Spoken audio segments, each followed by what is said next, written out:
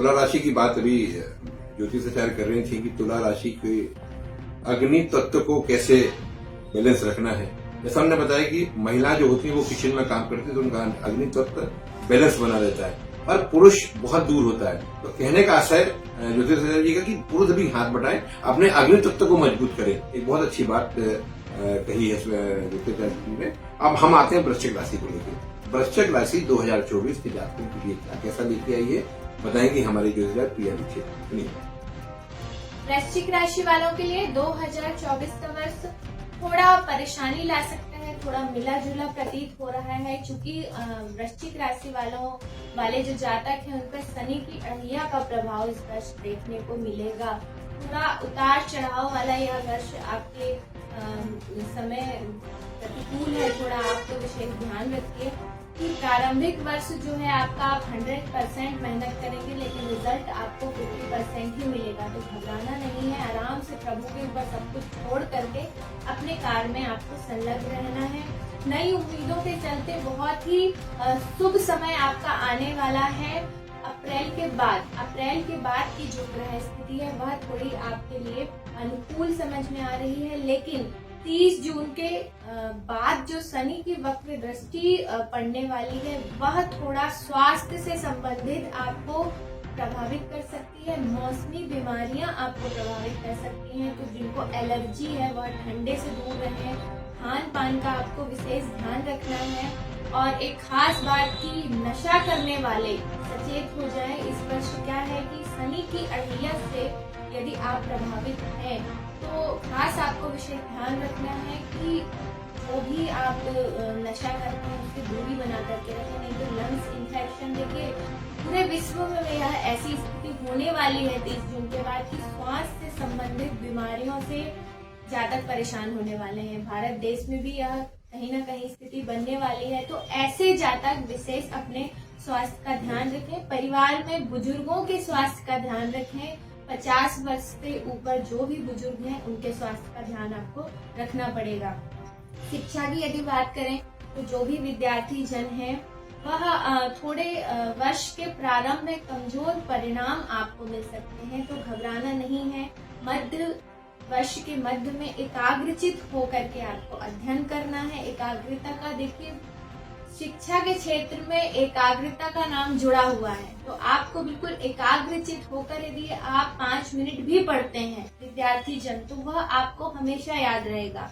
और यदि आपका मन विचलित है या आपका ध्यान नहीं है पढ़ाई में, तो आप 2 घंटे भी पढ़ेंगे तो वह आपके लिए कोई मायने नहीं रखता। तो एकाग्र होकर के आपको पढ़ना है, मेहनत लगन से आगे बढ़ना है। वर्ष अंत तक आपको सफलता अवश्य मिलेगी।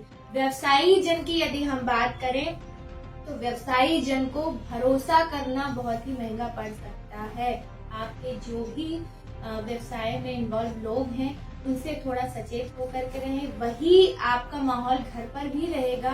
परिवार में किसी पर बहुत ही ज्यादा भरोसा करना, आपको थोड़ा समस्याओं का आप निमंत्रण दे रहे हैं, तो भरोसा इस बार वृश्चिक राशि वाले थोड़ा सोच समझ कर करें। व्यापार में, शिक्षा में, आप अपने मित्र जनों में, फिर चाहे वो परिवार की बात हो, अपनी जो भी नीतियां हैं, जो भी गुप्त प्लानिंग है आपकी, वह सबके साथ आपको शेयर नहीं करना है। जब 90% आपका काम हो जाता है उसके बाद ही आप अपनी पूरी बात किसी के सामने रख सकते हैं। बात करें यदि पारिवारिक माहौल की, तो परिवार बहुत अच्छा आपका माहौल रहने वाला है। परिवार में वृश्चिक राशि वालों वृद्धों से संबंधित कोई ना कोई आप मांगलिक कार्य इस वर्ष करेंगे। वृश्चिक राशि का स्वामी मंगल होता है, क्योंकि हम सभी के मन में कहीं ना कहीं युवाओं में यह बात होती है कि 60 वर्ष के बाद जो भी लोग होते हैं तो हम सीधा से कह देते हैं कि आप भजन करिए, अब आपको किस चीज की चिंता है। तो ऐसा नहीं है। यह मैं विशेष आप सभी से कहने वाली हूँ कि भजन, पूजन, शास्त्रों का अध्ययन जो भी होता है वह आप अभी से कीजिए। जब आपका आधा जीवन निकल जाएगा उस समय वह करने का कोई फायदा नहीं है। क्यों? क्योंकि शास्त्रोक्त जो भी पद्धतियां हम अपने जीवन में उतारते हैं उससे ही हमें सफलता के रास्ते खुलते हैं। अब यदि 60 वर्ष के बाद आप शास्त्र अध्ययन कर रहे हैं या पूजन पाठ उपासना कर रहे हैं तो आधा जीवन तो आपने गवा दिया। तो यह विशेष युवाओं के लिए, बच्चों को भी आप इसमें संलग्न कीजिए।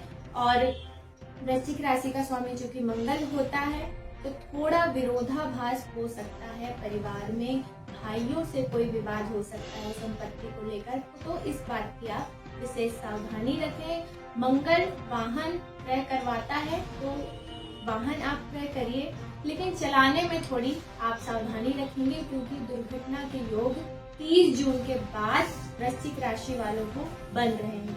उपाय क्या करना है आपको? सर्वप्रथम स्वास्थ्य के लिए जो भी मैंने बताया आपको कि स्वास्थ्य संबंधित सीजनल बीमारियां जो होती हैं उसके लिए आपको प्रतिदिन महामृत्युंजय की 1 माला करनी ही है। अब कई लोगों की यह शिकायत होती है कि व्यस्तता भरे माहौल में हम नहीं कर सकते। ठीक है, 11 बार आप महामृत्युंजय मंत्र का जाप कर सकते हैं, 21 बार कर सकते हैं। भोलेनाथ ये नहीं बोलते कि 108 बार करना है, तो कम से कम 11 बार आपको महामृत्युंजय मंत्र का जाप करना है। ये बच्चों को भी करना है, विद्यार्थियों को भी करना है, बुजुर्गों को भी करना है, व्यवसायी जो भी है सबके लिए यह खास उपाय है।